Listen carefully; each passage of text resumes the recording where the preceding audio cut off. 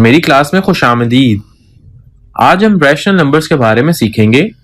तो चलें rational numbers की डेफिनेशन से शुरू करते हैं।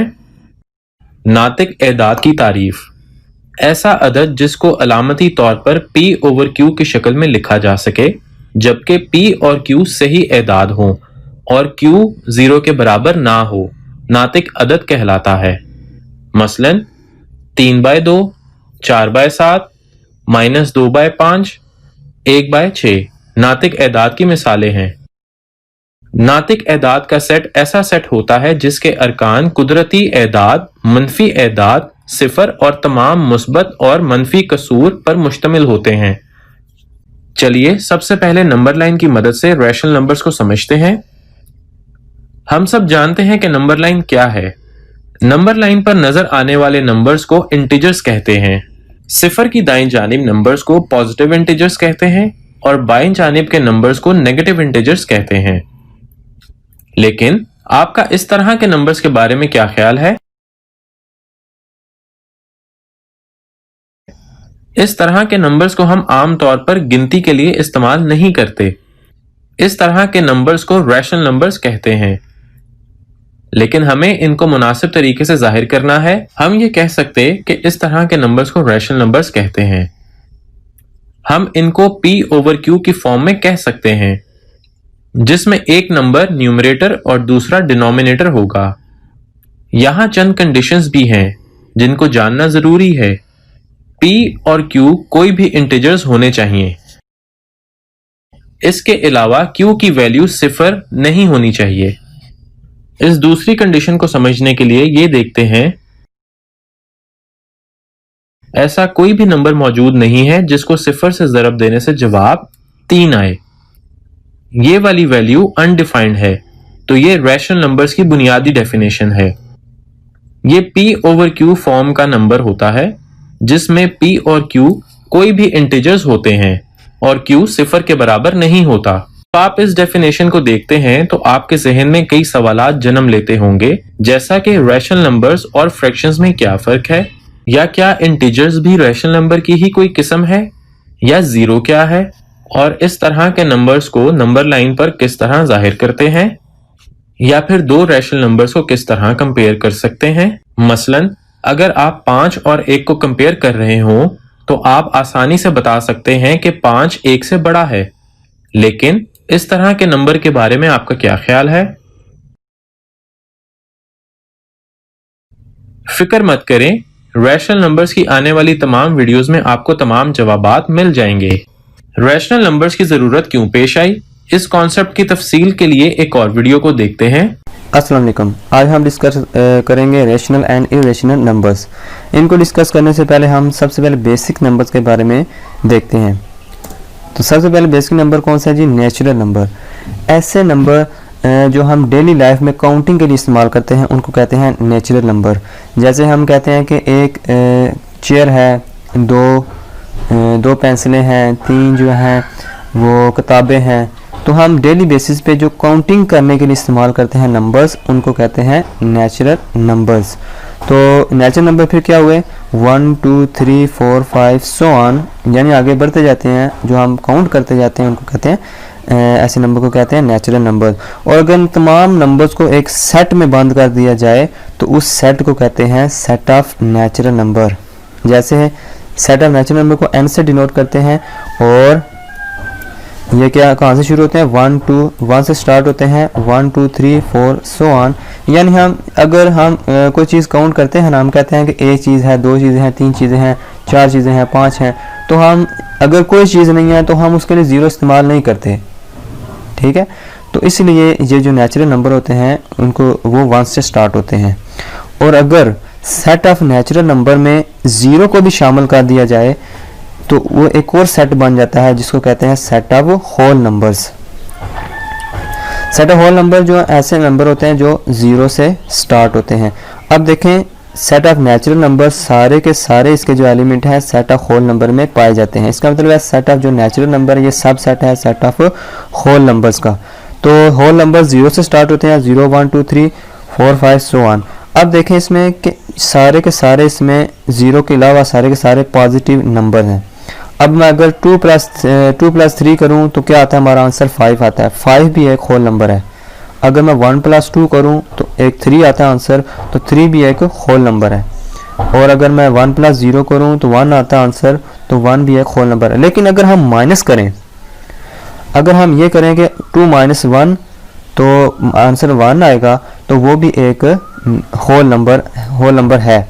तो अगर हम 2 माइनस 3 करें, यानी छोटे नंबर से बड़ा नंबर माइनस करें, तो आंसर आएगा माइनस इसका 2 माइनस 3 करें तो आंसर -1 आएगा।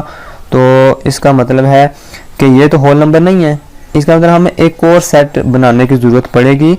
अब एक और जो सेट बनाने की ज़रूरत पड़ी है वो है सेट ऑफ इंटीजर्स। यानी अब इसमें माइनस वाले भी नंबर आ गए हैं, 0 plus -1 plus -2 plus -3 so on. अब इसमें देखें माइनस वाले भी नंबर आ गए हैं और प्लस वाले भी नंबर आ गए हैं। अब अगर हम इसको गौर से देखें तो सेट ऑफ होल नंबर है जो वो सारे का सारा सेट ऑफ इंटीजर में पाया जाता है, इंटीजर्स। तो सेट ऑफ इंटीजर को हम दूसरी एक और तरह से भी लिख सकते हैं, यानी 0 1 2 3 सो ऑन और 0 -1 -2 -3 सो ऑन। यानी इसमें माइनस वाले नंबर हैं जो कम होते जा रहे हैं, -2 -3 सो ऑन, जो नीचे जा रहे हैं कम होते जा रहे हैं, और ये बढ़ते जा रहे हैं 0 से आगे। पॉजिटिव नंबर हैं और नेगेटिव नंबर भी इस सेट में होते हैं। यानी ये ऐसा सेट है जिसमें अगर इन सब को ऐड करें या माइनस करें तो जो आंसर आएगा वो सारे का सारा इसमें होगा, इस सेट में लाजमी तौर पर होगा। ऐड या हम सब्ट्रैक्ट करें, यानी 2 माइनस 1 करें तो 1 इसमें है, 3 माइनस 2 करें तो 1 है, लेकिन 2 माइनस 3 करें तो आंसर -1 आता है, तो -1 इसमें है। इसका मतलब ऐड या सब्ट्रैक्ट करें, ये तो मसला हल हो गया कि ऐड और सब्ट्रैक्ट करें तो जो आंसर आएगा वो उसी सेट में होगा। तो अब अगर हम एक और डिवाइड करें, यानी अगर हम 2 डिवाइडेड बाई 1 करें तो आंसर 2 आता है, तो वो 2 भी तो इसमें है। लेकिन अगर हम करें 2 डिवाइडेड बाई 3 करें तो 2/3 आ जाता है। तो 2/3 को हम कैलकुलेटर से डिवाइड करें वो तो एक डेसिमल आ जाता है। इसका मतलब है इसमें डेसिमल वाले आंसर नहीं है। तो डेसिमल वाले आंसर के लिए हमें एक और सेट बनाना पड़ेगा, और जिसको कहते हैं सेट ऑफ रेशनल नंबर्स। यानी ऐसा सेट, ऐसे नंबर जिनको हम P/Q की शक्ल में लिख सकते हैं। और P और Q कहाँ से आते हैं, सेट ऑफ इंटीजर से आते हैं। P और Q कहाँ बिलोंग करते हैं, सेट ऑफ इंटीजर में। और Q जो नीचे वाला नंबर है ये 0 नहीं होना चाहिए। यानी कि मतलब क्या हुआ कि इनको हम फ्रैक्शन में लिखें तो जो आंसर आएगा वो तो इसमें नहीं होगा। तो उसके लिए हमें एक नया सेट बनाना पड़ेगा जिसको कहते हैं सेट ऑफ नेचुरल नंबर। यानी ऐसे इस सेट में कौन से नंबर होते हैं, ऐसे नंबर जिनको हम P/Q की शक्ल में लिख सकते हैं। और P और Q कहाँ से होते हैं जी, सेट ऑफ इंटीजर्स से बिलोंग करते हैं। और नीचे वाला जो नंबर है ये 0 नहीं होना चाहिए, क्योंकि अगर ये 0 हो गया तो आंसर अनडिफाइंड हो जाएगा, क्योंकि हम 0 से किसी नंबर को डिवाइड नहीं कर सकते। तो इसकी हम सेट ऑफ रेशनल नंबर्स के हम एग्जांपल्स देखते हैं। देखें, अब ये देखें गौर से कि ये ऐसा नंबर है जिसको हम P/Q की शक्ल में लिख सकते हैं। 0.5 ऐसा नंबर है जिसको हम फ्रैक्शन में लिख सकते हैं, यानी P और Q की शक्ल में लिख सकते हैं। अब देखें ये ऊपर वाला नंबर है जो ये P है 1, तो P सेट ऑफ इंटीजर में पाया जाता है या नहीं, 1 इसमें पाया जाता है, बिल्कुल पाया जाता है। तो इसके नीचे क्या है 2 भी इस सेट ऑफ इंटीजर में पाया जाता है। इसका मतलब है ये क्या है, एक रेशनल नंबर है। क्योंकि इस अगर गौर से देखें तो हमने क्या लिखा था इधर, x ऐसे नंबर हैं जिनको हम P/Q की शक्ल में लिख सकते हैं, यानी फ्रैक्शन में बदल सकते हैं। तो 0.5 ऐसा नंबर है जिसको हम फ्रैक्शन में बदल सकते हैं, तो लिहाजा ये क्या हुआ, एक रेशनल नंबर हुआ। तो 0.5 भी ऐसा एक नंबर है जिसको हम फ्रैक्शन में बदल सकते हैं, यानी ये एक x है जिसको P/Q की शक्ल में हम लिख सकते हैं। तो लिहाजा ये क्या हुआ, फिर रेशनल नंबर हुआ। और 0.3333 रिपीट होता जा रहा है, तो इसको भी हम फ्रैक्शन में बदल सकते हैं। तो ये भी एक फिर क्या हुआ, रेशनल नंबर। तो ऐसे तमाम नंबर्स को हम एक सेट में बंद कर दें, ऐसे इस तरह के तमाम नंबर जिनको हम फ्रैक्शन में बदल सकते हैं, अगर तमाम नंबर को हम एक सेट में बंद कर दें तो उस सेट को कहते हैं सेट ऑफ रेशनल नंबर्स। ठीक है, तो उसके बाद कुछ ऐसे नंबर भी होते हैं जिनको हम फ्रैक्शन में नहीं बदल सकते। ठीक है, यानी ऐसे नंबर, आगे देखते हैं, यानी ऐसे नंबर x का मतलब है ऐसे नंबर जिनको हम p बाई क्यू की शक्ल में नहीं लिख सकते हैं। और p और q कहाँ से होते हैं? सेट ऑफ इंटीजर से, और q not is equal to 0, यानी बिल्कुल वही, सिर्फ चेंजिंग ये है कि हम उन नंबर्स को फ्रैक्शन में नहीं लिख सकते। तो आप सोच रहे होंगे वो कैसे नंबर होंगे, फिर वो मैं बताता हूँ। अभी इसके एग्जांपल देखते हैं।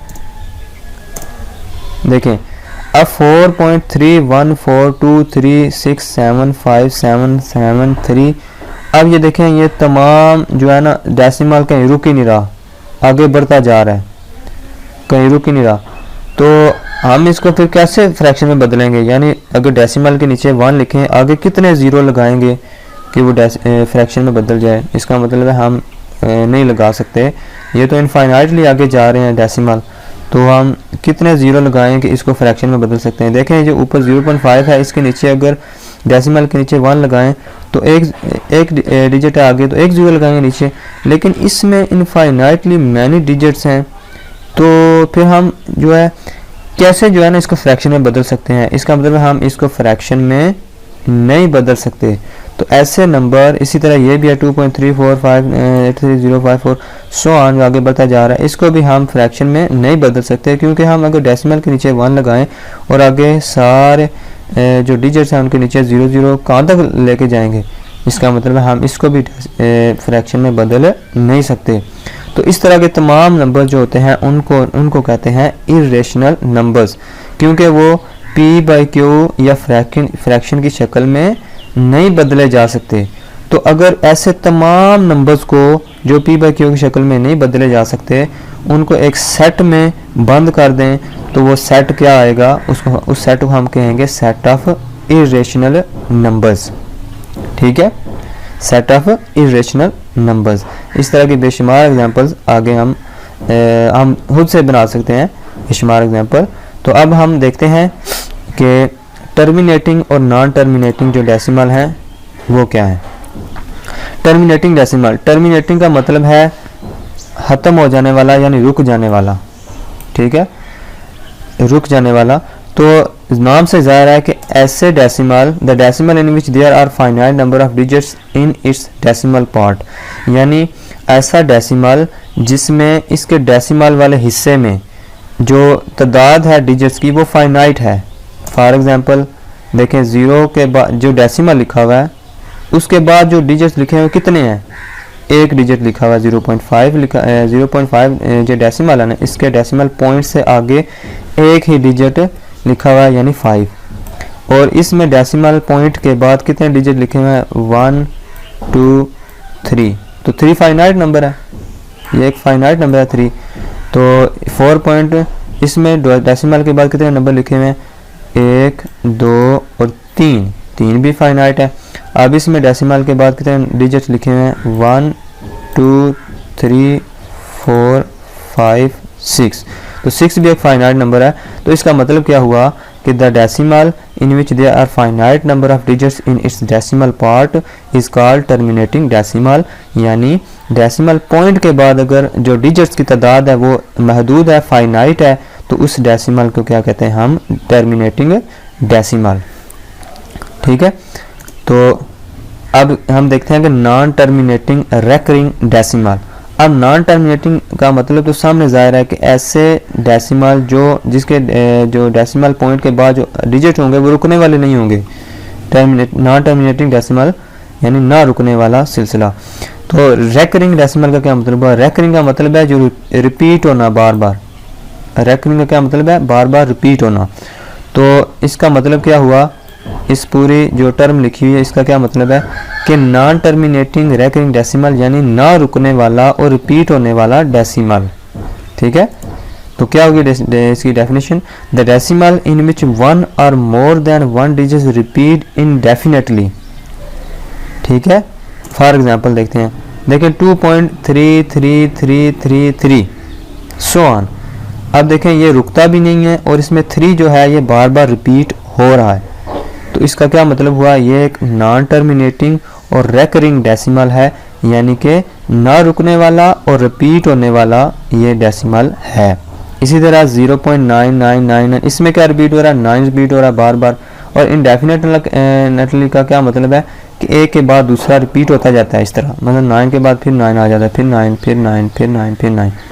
ठीक है, इनडेफिनेटली का मतलब ये है। तो इसी तरह 4.45454545 ये भी 45 बार बार। अब इसका मतलब ये नहीं है कि सिर्फ एक डिजिट रिपीट हो सकता है, एक से ज़्यादा भी रिपीट हो सकते हैं, जैसे 454545 ये बार बार रिपीट हो रहा है ना।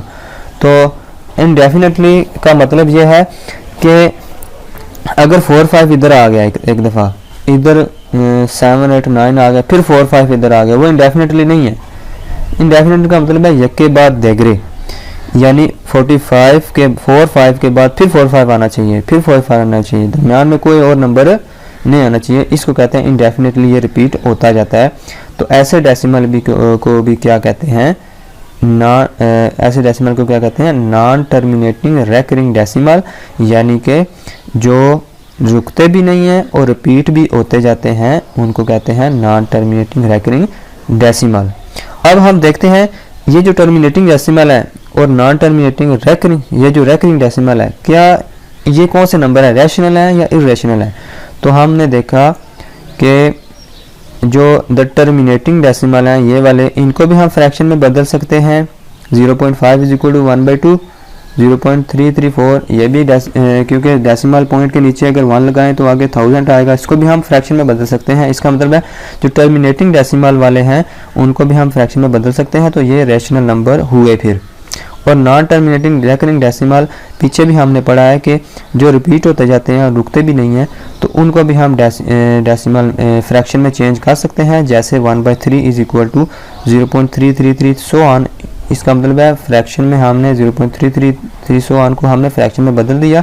तो इसका मतलब है ऐसे नंबर जो रिपीट भी होते जाते हैं और जो रुक भी जाते हैं उनको हम फ्रैक्शन में बदल सकते हैं। तो ऐसे नंबर को हम कहते हैं कि ये सारे नंबर रेशनल नंबर होते हैं। ठीक है, तो क्या रिजल्ट आया फिर कि the terminating and non terminating recurring decimal are rational numbers. ठीक है, ये दो तरह के जो नंबर होते हैं उनको रेशनल नंबर कहते हैं।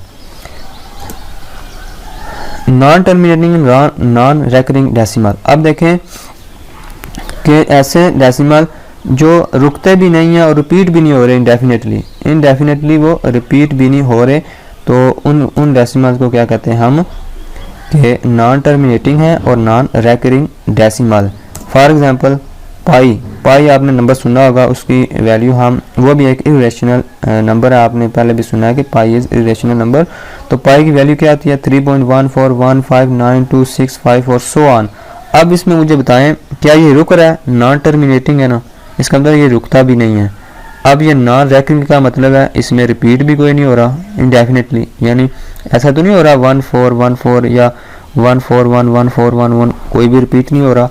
लिहाजा पाई ये दो जो हैं ये नॉन टर्मिनेटिंग है और नॉन रेकरिंग डेसिमल है। तो इसी तरह ये है 4.32232567, ये भी इसकी एग्जांपल है कि सो ऑन, आगे कोई भी इंडेफिनिटली रिपीट नहीं हो रहा, तो ऐसे नंबर क्या है non terminating non recurring decimal. तो फिर हम इसका क्या नतीजा निकालेंगे कि ये कौन से नंबर होते हैं, और these decimal are irrational numbers, क्योंकि हम इनको हम फ्रैक्शन में हम इनको नहीं बदल सकते, तो लिहाजा ये कौन से नंबर हैं इरेशनल नंबर हैं, यानी क्यू डैश जो सेट हमने बनाया था पीछे उसमें ये नंबर आते हैं इरेशनल नंबर है, रेशनल नंबर ये नहीं होते। इस वीडियो में मैं आपको एक रैशनल नंबर और इरेशनल नंबर के दरमियान फर्क फ्लो चार्ट के जरिए दिखाऊंगा। क्या नंबर होल नंबर है? जी हां, रैशनल नंबर नहीं। फिर क्या यह फ्रैक्शन है? जी हां। क्या डिनोमिनेटर सिफर है? जी हाँ, इनडिफाइन है। नहीं, रैशनल नंबर। क्या ये फ्रैक्शन है? नहीं। क्या ये डेसिमल है? जी हाँ। क्या ये खत्म हो गया है? जी हाँ, रैशनल। नहीं। क्या ये फिर दोहराया जाएगा? जी हाँ, रैशनल। नहीं, एक इर्रेशनल नंबर। क्या ये डेसिमल है? नहीं। क्या ये स्क्वायर रूट है? जी हाँ। क्या ये अंदर की तरफ परफेक्ट स्क्वायर है? जी हाँ, रैशनल। नहीं, इर्रेशनल। क्या ये स्क्वायर रूट है? नहीं। अपना नंबर दोबारा चेक करें। उम्मीद है इस फ्लो चार्ट ने समझने में मदद की होगी। अगर एक नंबर रैशनल या इर्रेशनल हो। उम्मीद है कि आपको रैशनल नंबर्स के बारे में सब कुछ समझ आ गया है। अपने कॉन्सेप्ट को मजीद क्लियर करने के लिए चंद एमसीक्यूज को देखते हैं।